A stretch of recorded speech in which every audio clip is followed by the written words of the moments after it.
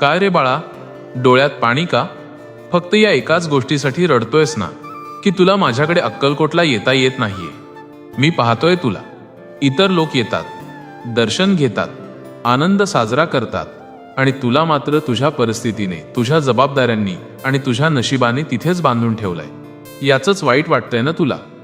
त्या अथांग गर्दीत उभं राहून माझ्या डोळ्यांत डोळे घालून मला एकदा तरी आर्त हाक मारायची आहे ना? पण वेड्या बाळा, नीट बघ. अक्कलकोटच्या मंदिरात मी राजा म्हणून बसलो आहे. तिथे मी साऱ्या जगाचा कारभार पाहतो. तुझ्या घरातल्या त्या छोट्याशा कोपऱ्यात, तुझ्या त्या साध्याशा देव्हाऱ्यात मी मांडी घालून फक्त आणि फक्त तुझ्यासाठी बसलो आहे. मंदिरात मी राजा आहे, पण तुझ्या घरात मी तुझा बाप आहे. आता तूच सांग बाळा, राजाच्या दरबारात रांगेत उभं राहणं महत्वाचं आहे, की बापाच्या मांडीवर डोकं ठेवून आपलं मन हलकं करणं? म्हणून अक्कलकोटला येता येत नाहीये याची खंत आता मनात ठेवू नकोस. मी काही फक्त त्या मूर्तीत कैद नाहीये. याच क्षणी तू तुझे डोळे मिट.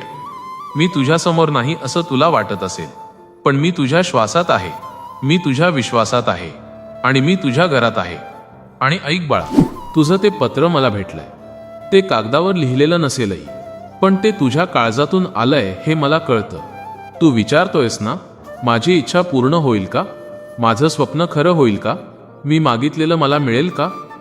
ऐक, इच्छा करणं चुकीचं नाही, पण इच्छा करताना मन बाळासारखं ठेवावं लागतं. मोठ्या माणसांसारखा व्यवहारी हिशोब नको, तर लहान लेकरासारखा अढळ विश्वास हवा. तू माझ्याकडे जे मागतोयस ते शब्दांत कदाचित कमी असेल, पण तुझ्या भावनांमध्ये ते खूप मोठं आहे. तू देवाकडे हुकूम देत नाहीयेस, तू एका बापाकडे हात पसरतोयस. आणि बाप कधीच हात पाहून देत नाही, तो लेकराची गरज पाहून देतो. कधी कधी मी तुला लगेच देत नाही, याचा अर्थ मी तुला नकार दिलाय असा समजू नकोस. काही इच्छा अशा असतात ज्या तुला घडवल्याशिवाय पूर्ण करता येत नाहीत.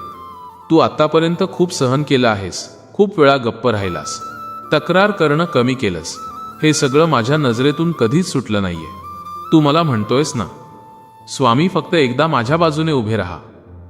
मी तुझ्यासमोर उभा नाही असं तुला वाटतंय, पण आजही तू कोसळला नाहीस. याचाच अर्थ मी तुला माझ्या हाताने धरून ठेवलंय. तुझी मनोकामना पूर्ण होईल, पण ती लोकांना दाखवण्यासाठी नाही, तर तुझ्या मनाला शांत करण्यासाठी असेल. लोक म्हणतील याला नशीब लागलं, पण तुला माहीत असेल ते नशीब नव्हतं, ती एक परीक्षा होती, आणि तू ती पार केली आहेस. म्हणून सांगतो बाळा, आता घाई करू नकोस. वाऱ्याची दिशा बदलत आहे, वेळ सरकत आहे. तुझं पत्र मी बाजूला ठेवलेलं नाही, ते आजही माझ्या काळजाच्या जवळ आहे. आणि ज्या क्षणी योग्य वेळ येईल त्या क्षणी मीच तुला साथ घालीन. चल बाळा, आता तुझी वेळ आली आहे.